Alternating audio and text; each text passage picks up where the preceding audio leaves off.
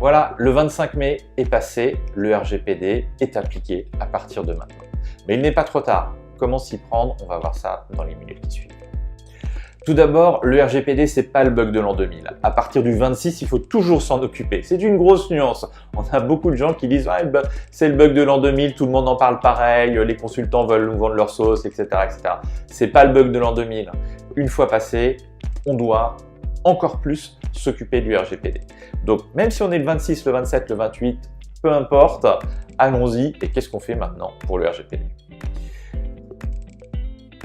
Le 26 mai, tout d'abord, le règlement est appliqué. Ça, c'est quelque chose de très important et il est appliqué pour des années. C'est pour ça que je disais, c'est pas le bug de l'an 2000.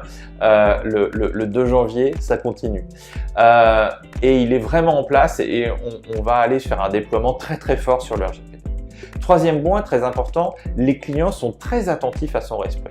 Et ça va être de plus en plus. Vous avez vu déjà dans la presse, il y a plein de choses qui sont passées sur le RGPD et il va y en avoir de plus en plus parce que dès qu'on va avoir les premières sanctions, elles vont être aussi reprises dans la presse. Donc, les clients, ils sont attentifs. Ça veut dire que si vous ne respectez pas le RGPD et si vous n'expliquez pas à vos clients pourquoi vous respectez le RGPD et comment vous le respectez, eh bien, vous allez baisser dans leur confiance. Alors maintenant, allons-y. Concrètement, qu'est-ce qu'on fait tout de suite? Il va falloir d'abord gérer les priorités.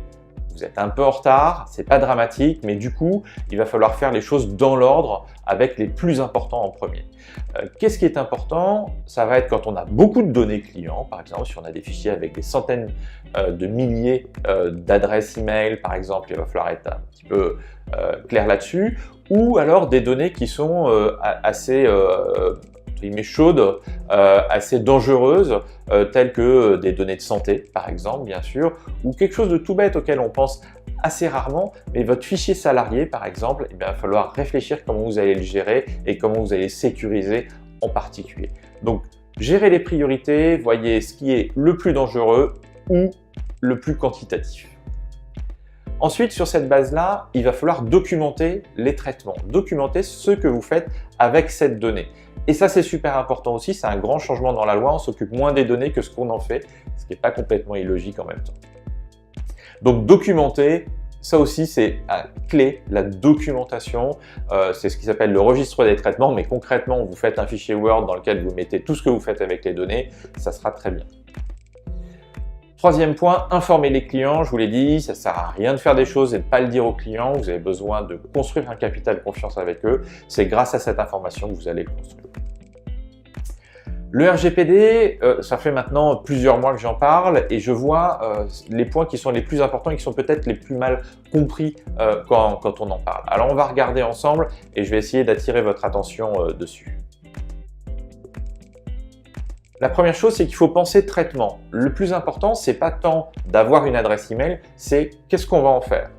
Donc, est-ce que cette adresse email, on va leur envoyer des nouveautés? Est-ce qu'on va leur envoyer des informations partenaires? Est-ce qu'on va communiquer avec eux sur de la commande? Est-ce qu'on va communiquer avec eux sur un programme de fidélité? Ça, c'est le traitement. Donc, qu'est-ce qu'on fait concrètement de la donnée? Deuxième point, c'est la minimisation de la donnée. C'est vraiment aussi un point très très important dans le RGPD. Le principe de base, c'est moins on a de données sur les clients, sur les profils que l'on va gérer, mieux c'est parce qu'à partir de là, on est en sécurité. Donc minimiser la donnée dans le temps d'abord, au bout d'un moment effacer la donnée et aussi dans l'autre sens sur ce qu'on possède sur les clients, ne récupérez pas de la donnée qui ne vous est pas strictement nécessaire par rapport au traitement. Ça c'est le deuxième point essentiel.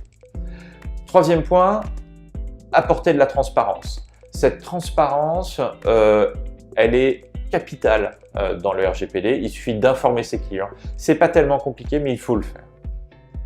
Et puis, quatrième point, il faut connaître les cadres légaux, puisque chacun des traitements doit être effectué dans un cadre légal. J'ai fait une vidéo sur le sujet déjà. Allez voir, je détaille assez largement les différents cadres légaux, notamment l'intérêt légitime, qui est un peu un fourre-tout sur lequel il faut faire très très attention. Donc, une fois que vous avez pensé à vos traitements, que vous avez identifié vos traitements et que vous avez réfléchi dans quel cadre légal vous l'utilisez, eh bien vous êtes plutôt pas mal et vous êtes prêt à démarrer avec le RGPD. Et le RGPD, c'est qu'un début, c'est un nouveau mode de fonctionnement à gérer et vous allez voir, au final, c'est pas si compliqué. Si vous avez aimé cette vidéo, n'hésitez pas à la liker. On va encore avoir d'autres vidéos. On a aussi plein d'autres vidéos à voir très intéressantes. Normalement, c'est classifié par sujet. Donc, n'hésitez pas. Il y a une vidéo importante aussi. C'est celle qui est la vidéo de formation pour les salariés. Je pense que c'est très important que l'ensemble des salariés soient impliqués dans les démarches RGPD. C'est pas un sujet de juriste. Ça va vraiment partout et il faut un peu sensibiliser les salariés à ce sujet. Donc, n'hésitez pas à la regarder. À bientôt.